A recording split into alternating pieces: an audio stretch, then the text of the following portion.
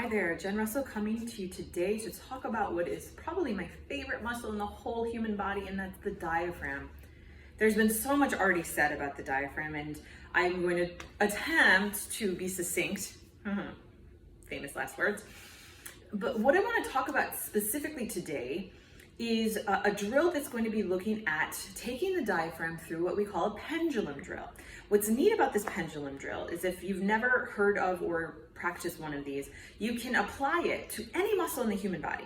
The whole idea with a pendulum drill is that within our body, within every muscle, we should have a full range of motion. We should be able to control a fully lengthened or stretched position and a fully contracted or shortened position in any muscle in the body. And often what happens with us is that we end up with a lot of our muscles kind of living in what I call purgatory, where they're kind of hanging out in either a somewhat shortened or somewhat lengthened position, and they never fully go either direction.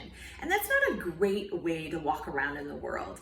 It's kind of living, you know how a lot of times we kind of feel a little bit tired all the time, we kind of are living in this half awake, half asleep state. It's kind of a similar thing for our muscles. So a pendulum drill can be a really neat way to connect to those end ranges. So in this case, we're talking about the diaphragm. So if you've never heard of or thought about the diaphragm before, I'll give you the broadest stroke I can, which is that our diaphragm sits underneath our lower ribs.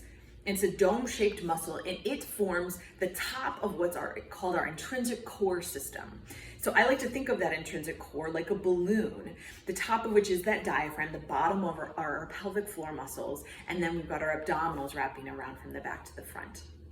And in an optimally functional diaphragm, its job is to go downwards on inhale. It creates negative pressure so that we can pull air into our lungs. So it helps us to survive. It helps us to respirate, but it does a heck of a lot of other things, of which I'm not going to go into all the details, but just know that its function in our body is not just to help us survive by respiration. It also impacts our blood pressure, our ability to digest food, our connection with our vagus nerve, which is intrinsically connected to our fight or flight or our rest and digest nervous system response.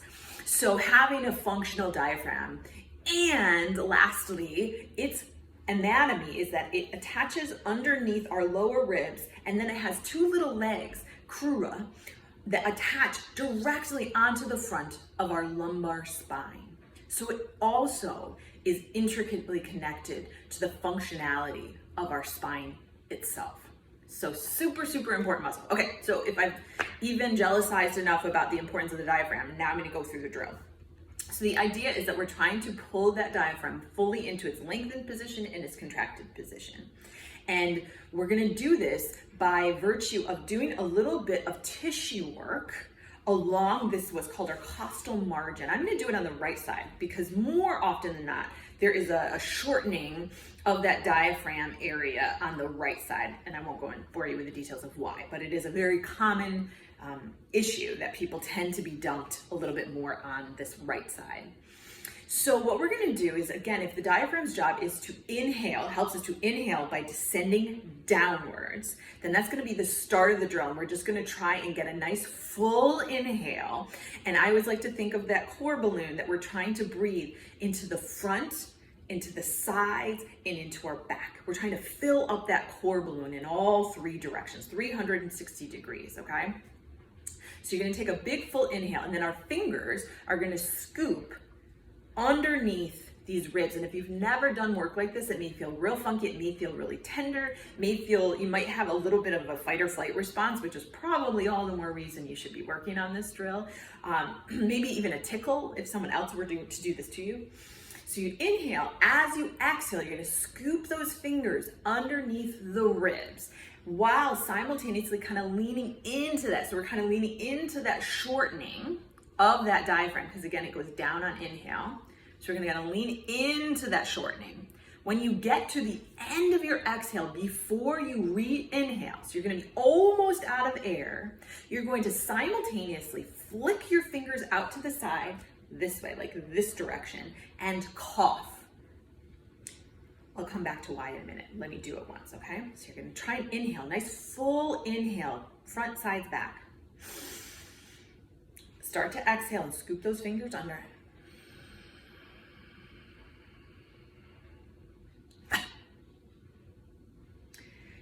You can also, before you start this drill, just kind of palpate around these ribs and see if you can find the kind of crankiest spot. For some, it may be kind of further up. Maybe some, you might almost be on the side here. For me, it's kind of pretty far down. And that's the spot you want to hang on as you exhale. Curl your fingers under. End of exhale, cough and flick. And make sure you don't re-inhale before you cough and flick. So the cough, if you think about the job of the diaphragm is to descend downwards on inhale. When we cough, we're doing a strong exhale. And so what that does is it forces the diaphragm to come back up, which is basically a stretch of that diaphragm. Because if its job is to go down, then when we cough, it comes up. The flick is just working on kind of like a reflex, like when you hit your knee. So you're kind of getting just a double bang for your buck of ways to try and get that diaphragm to reflexively come back up into a stretched position. So on inhale, we're getting it to contract downwards. On exhale and then cough, we're getting it to stretch back up. So if you do that, and you could do it 3 or 4 breaths and just see if you feel a little bit of change in that tension. I always like to say, think of tension like a dial. We don't need it to come back down to a 0. We just want it to come down a little, see some change. And then what's really nice follow-up to that is you could just work on your breathing. You could get down on the floor and do our supine 90-90 that I've gone through in other videos. You could even do it seated in a chair and just really focus on trying to get breath on the inhale, inflated out to the sides.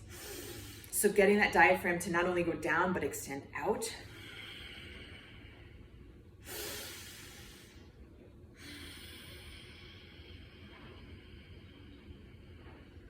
If you focus on a really long, slow exhale, you're really gonna get even more stretch of that diaphragm. You're also gonna instigate the rest and digest side of the nervous system because that kicks in on exhale.